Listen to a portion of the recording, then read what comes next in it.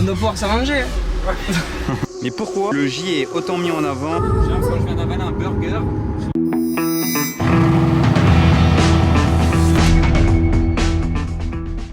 Hello everybody, this is Fipe, comment allez-vous les amis? Je vous retrouve aujourd'hui de chez Excel Car avec Paul. Salut. Vous l'avez rencontré la dernière fois quand on avait fait l'essai de la MC20, de la Porsche, on avait quoi avec La Ferrari Portofino M. Bah, je dis n'importe quoi. On avait une Ferrari Portofino M. En même temps, ils ont tellement de voitures ici que je sais plus qu'est-ce qu'on utilise, qu'est-ce qu'on laisse.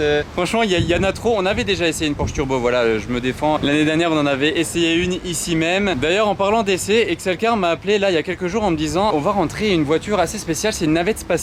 Ça se trouve juste derrière moi dans ce garage là. Je vais vous l'ouvrir dans quelques secondes. En attendant, n'oubliez pas de vous abonner à mon Instagram. N'oubliez pas non plus de vous abonner à l'Instagram d'Excel Car. Il est affiché juste en bas de l'écran. C'est mon partenaire, vous le savez, depuis maintenant plusieurs mois. Depuis que j'ai acheté Classe G chez eux, en fait, on s'est dit qu'on pouvait faire quelque chose de sympa sur les mois à venir ensemble. Donc ça tombe bien, on est revenu aujourd'hui pour ceci. Donc là, je vais lancer d'abord la plateforme tournante à l'intérieur de ce garage là. Vous savez, c'est là où j'avais pris livraison de mon Classe G. Pour ceux qui avaient déjà vu la vidéo sur ma chaîne YouTube. Donc je lance on.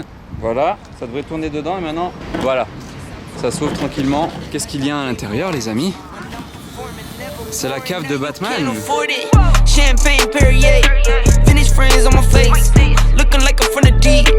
These no Cartiers, pockets deep, deep, deep, bro. I can make it in my seat, bro. Do you, I'm doing me, bro. Making noise, use a beat, bro. Whoa, I press the button and the doors go off like, whoa.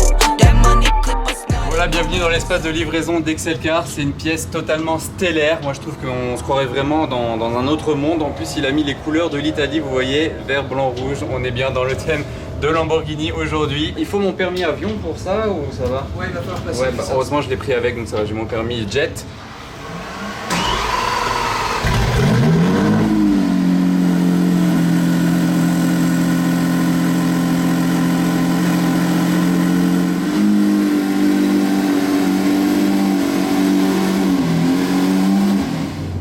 Les pompiers, ils se font plaisir, ils font tous des petites photos, des petits snaps. On est à la station essence, bah, tout le monde regarde, hein, d'ailleurs c'est normal.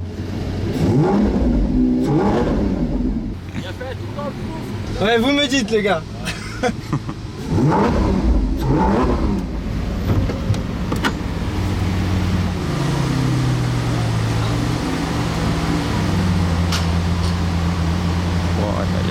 Le ravitaillement, on fait pas le plein en SVJ, on la ravitaille, à la limite on la nourrit, on nourrit le taureau. Alors comment ça se passe à la trappe à essence? Pour l'ouvrir c'était simple, fallait juste appuyer? Ouais, tout à fait. Ok. J'ai une Dacia, si vous voulez, on la change. Je pense La Dacia, ça me... on doit pouvoir s'arranger. C'est équitable, hein, franchement. Elle est superbe, hein.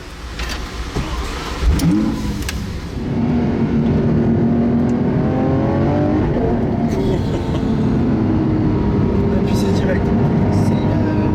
La direction, c'est impressionnant. C'est la précision. Oh là là, qu'est-ce que je mange? Oh là là, je transpire déjà. Ça fait 5 minutes. Ça vire à plat, c'est impressionnant. Elle tangue pas, hein. La voiture elle est stoïque.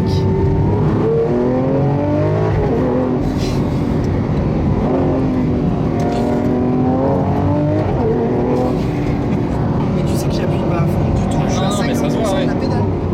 Je suis à 50%. Et heureusement, sinon ma tête elle serait dans le moteur déjà.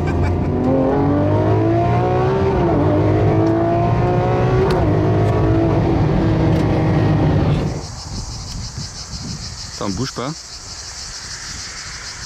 Voilà, on s'est trouvé un endroit vraiment stylé pour poser la SVJ. C'est vraiment pas commun de poser une SVJ dans ce genre d'endroit. C'est 4 roues motrices, hein, comme un 4x4. Donc on s'est dit, allez, un petit peu de tout terrain, ça fera pas de mal. Surtout que bien sûr, on s'est permis ça car elle a le lift system. Donc on a pu lever la voiture pour la descendre tout en sécurité. Donc là, maintenant que je suis face au moteur, je me dis, regardez, j'y pense, le V12 dans la SVJ, il est pas centré. Vous voyez, il y a la petite plaque V12 avec là le code qui est affiché sur le moteur. C'est l'ordre d'allumage des cylindres. Et donc comme je vous disais, le V12 il n'est pas centré par rapport à la vitre, c'est normal. C'est comme sur une Ferrari Enzo, le moteur il est un peu de travers à l'arrière, on le voit, donc bref. Bon, on va même peut-être vous ouvrir le capot, on peut leur ouvrir le capot pour montrer comment ça se passe. Ça a déjà été ouvert pour le Ok. deuxième tournage, mais normalement tu as une clé indépendante pour chaque côté. Ah oui. Il te suffit simplement d'appuyer, tu viens déverrouiller Et là, on va avoir besoin d'être 2 pour le sortir. Ok. C'est léger, non, par contre? C'est léger. À une main, ça devrait le faire. Ouais. Ok, faut l'attraper. C'est pas trop chaud? On l'attrape. Ah ouais. Et après? Et après, tac, on le sort. Donc voilà, on se croirait à l'atelier Lamborghini, que la voiture elle a été désossée, énorme, le moteur il est doré d'ailleurs. Et on se rend encore mieux compte de la taille qu'il prend en fait dans la voiture. Vous voyez l'habitacle qui s'arrête là, c'est un cockpit vraiment tac qui s'arrête là. Et tout ça là c'est le moteur, toute la partie arrière. Sur une Aventador de base, une Aventador S ou quoi, c'est un bouton, c'est tout simple, ça se lève comme ça. C'est vraiment propre à la SVJ. Et voilà, aussitôt enlevé, aussitôt remis les amis. Hop là, et après il faut verrouiller avec la clé. Donc comme vous vous en rendez compte, l'aéro sur la SVJ il est juste incroyable. Ça c'est le système aéro ALA. Et il a été revu entre la SV et la SVJ. Dites-vous qu'il y a 40% de force en plus, de force d'appui que sur la SV. C'est énorme, 40% de plus. Et d'ailleurs en parlant d'aéro, ici regardez, Paul va nous expliquer, il y a quelque chose à savoir, c'est une bonne anecdote. Et on a l'air qui va venir passer au niveau du tunnel central. Ok, donc ici en plein centre, là au-dessus du moteur. Le double bosselage de l'Aventador, tu verras peut-être mieux si tu te mets juste en Ouais, face. attendez, je vais me mettre juste en face. Ouais, on voit vraiment après, suivant les reflets, voilà, mais ça fait comme deux bosses, vous voyez. Il n'est pas plat le toit. Et en fait, à l'intérieur de cette prise d'air là, ce que tu vas avoir, c'est que tu vas avoir 2 clapets. Et Ouais. selon le virage, si tu as besoin de plus d'appui à droite ou à gauche, ça va envoyer l'air à droite ou à gauche. Tu peux venir filmer dessous. Les sorties Et d'air ici. sous l'aileron, on voit que c'est creusé et l'air, il peut passer au travers en fait. Ça prend les appuis à droite et à gauche. Tu combines ça à des roues arrière directrices. Parce qu'il ne faut pas oublier quand même qu'on est sur une 4 roues motrices. On n'est pas comme sur une STO, sur une Propu. Et c'est extrêmement agile. Roue arrière directrice et le système ALA, comment il a été travaillé sur la SVJ, c'est impressionnant. Voilà, et c'est en gros à ça que doit la SVJ son record du Nürburgring. Elle a eu le record du tour le plus rapide sur Nürburgring d'une voiture de série en fait. On comprend pourquoi maintenant, hein. C'est pas un hasard tout ça. Parce qu'après on pourrait se dire que la voiture n'a que, entre guillemets, que 770 chevaux. Franchement, on est loin encore des 1000 chevaux. Elle est tellement bien travaillée, l'aéro, etc., les 4 roues motrices, bon tout ça cumulé, ça fait une machine de guerre, il n'y a pas besoin de plus de puissance. C'est même pas en fait la Lamborghini la plus puissante que vous pourriez acheter. C'est la deuxième plus puissante, ok. La plus puissante de nos jours, c'est la Aventador Ultimae. Elle fait 780 chevaux, donc seulement 10 chevaux de plus. La SV, elle en faisait 750, donc 20 de moins. Regardez, il y a une carrière juste à côté. Le chauffeur du camion, là, il passait carrément. Déjà, il nous faisait des signes. Il est carrément sorti pour venir faire des photos, je pense. Et c'est ça qui est trop bien. Vous pouvez partager la passion avec tout le monde avec ce genre de voiture-là. Et les gens sont tellement contents de voir ça de près et d'y accéder, en fait. Et d'ailleurs, on parlait de la puissance 770 chevaux, mais Paul a bien fait remarquer un point, c'est que c'est un V12 Atmo. Il n'y a pas du tout de turbo, rien. C'est de la pure puissance à l'ancienne. Et c'est ça qui est aussi exceptionnel sur ce genre de véhicule. Donc ça va devenir des collectors. Là déjà, ça a pris une bonne cote, les SVJ, et ça risque de la garder très longtemps, voire même d'exploser dans les années à venir. C'est un investissement de plaisir, mais c'est un investissement aussi financier. Un 650 000 euros, celle-là, c'est ça. Il n'y a pas deux voitures comme une Aventador. C'est très unique et rien à voir avec une 812 en termes de conduite. Et on parlait de l'aéro sur la partie arrière et au-dessus et tout ça, mais à l'avant, c'est pas mieux, hein. C'est pire même. Regardez ici l'air qui passe là, juste derrière le bec. Et ça s'ouvre là, ça se déploie. Voilà. Des volets aussi, c'est pareil, même histoire, à gauche ou à droite selon l'appui où tu l'as besoin. Ok, ouais, c'est incroyable. Écoutez le bruit de la nature ici. Quand le V12 n'est pas allumé. Il y a des belles routes en tout cas. Donc là la voiture vous la voyez noire mat satinée, mais c'est un wrap de base. Elle est satinée aussi mat, mais elle est blanche en dessous. C'est pour ça aussi qu'à l'intérieur elle a les détails blancs sur les sièges. Donc SVJ Super Veloce Iota. Mais pourquoi le J est autant mis en avant? Paul, peut-être que tu as une explication à ce sujet-là? Ok, alors brièvement, Ouais. historiquement c'est la deuxième Lamborghini à arborer en fait le J, et ça venait de quoi? À l'époque, dans les années 60, un ingé de chez Lambo avait voulu justement introduire en course une Miura, et le J correspond en fait à une lettre, c'était d'une partie du règlement de la FIA, et Ferruccio Lamborghini a toujours refusé fermement d'intégrer la course. On est sur un véhicule typé course, c'était donc la deuxième Lambo à arborer ce J. Et enfin un dernier détail qui me vient à l'esprit avant de prendre la route avec cette SVJ, c'est le carbone de cette voiture là. Il était disponible à la commande en fait, soit en mat, donc comme celui-là, c'est du carbone mat sur toute la voiture, soit en carbone brillant. À vous maintenant de me donner votre avis en commentaire. Est-ce que vous préférez le carbone mat ou le carbone brillant? On va démarrer le V12, on va faire quelques petites vocalises avec et après on partira attaquer la route.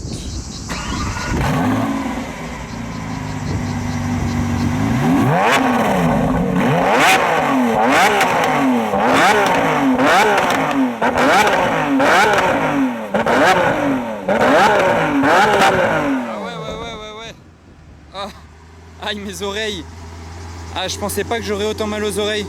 Oh, tu m'as tué les oreilles. Merci. Donc voilà ce que ça donne la vue à la première personne dans la Aventador SVJ. Énormément de carbone, hein. Ça c'est incroyable, c'est un miroir ce carbone là, c'est magnifique. Les petites poignées blanches là pour faire descendre la porte quand vous voulez l'attraper pour la fermer. Donc pour l'instant je reste en Strada, vous allez voir le passage de vitesse comment il se fait. Et ensuite on passera encore ça, vous allez comprendre la différence. Vous voyez comment je suis installé, genre je ne peux pas me tenir droit. Genre là si je mets mon dos droit, ma tête ne passe pas. Genre il n'y a rien à faire, il faudrait le roadster pour moi, ça existe aussi en roadster, hein. Il faudra trouver un roadster. Donc je suis un tout petit peu courbé. Le siège bien sûr il ne peut pas se bouger en hauteur, voilà c'est juste un siège baquet. La largeur de l'assise, je suis vraiment tout pile, genre je suis tout bien calé. C'est parti.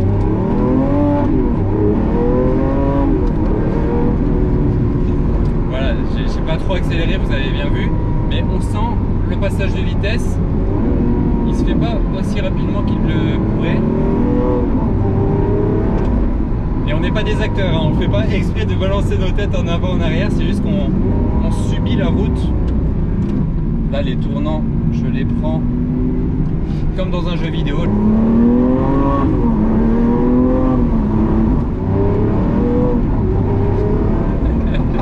Allez là, ça va être le moment de passer en Corsa. Voilà, j'ai juste appuyé sur un petit bouton et ça modifie toute la cartographie de la voiture tranquillement.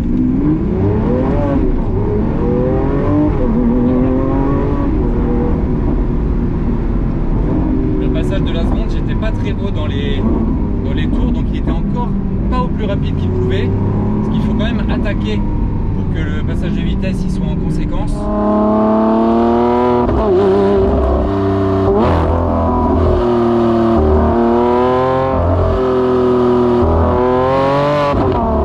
La visibilité sur une Aventador c'est très spécial en fait, parce que le pare-brise est large, il est grand, mais il est très allongé. Si je veux toucher le bout du pare-brise c'est impossible, il est vachement loin.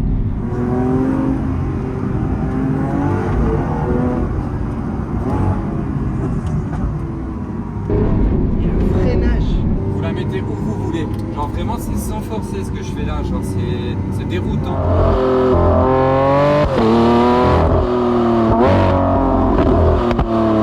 Vous avez l'impression d'être un pilote de course, vous roulez tranquillement en dessous des 70 km/h et vous avez l'impression de piloter. Vous la conduisez pas cette voiture, vous la pilotez. Il y a des Lambo genre une Huracan ou peut-être une Aventador même de base à la limite, hein, mais la SVJ non, c'est du pilotage.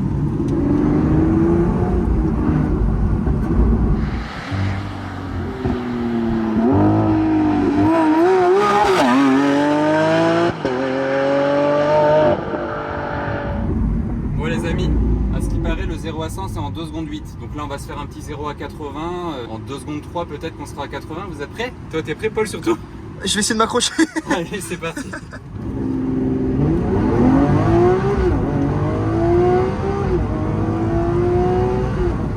Oh là là, trop de violence, trop de jet là pris dans la gorge. J'ai l'impression que je viens d'avaler un burger. Le pilotage de cette voiture, croyez-moi, croyez-nous même, c'est fatigant. Genre, je sais pas toi Paul, mais... J'ai chaud, je veux descendre. Ouais, genre non, au bout d'un moment, ça y est, genre, c'est sympa, mais pas pendant des heures, genre ça fatigue. Genre vraiment, c'est bien pour aller piloter, mais pas pour prendre du plaisir de balade. Après, le plaisir quand même de conduite que vous ressentez derrière le volant, il est incroyable. Parce que justement, c'est le V12 Atmo, vous sentez la mécanique, vous sentez vraiment tout respirer. Vous sentez la route, il n'y a pas d'électronique, il n'y a pas les aides, là ça me remet pas dans ma voie, ça fait pas bip bip, genre c'est incroyable, genre en plaisir de conduite quand même, pilotage conduite, incroyable.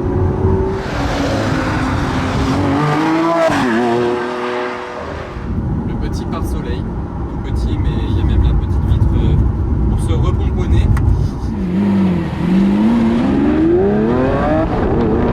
Passer en passager pour la fin de cet essai. Volant Alcantara d'ailleurs, j'ai pas précisé, il était hyper confortable. Et vous voyez là sur l'écran, attendez je vais zoomer sur la voiture, et c'est écrit système ALA. Donc là pour l'instant la voiture il n'y a rien, mais quand vous roulez vous voyez le flux d'air en live qui passe à travers la voiture. Donc je vais essayer de vous le montrer quand on va avancer un petit peu plus.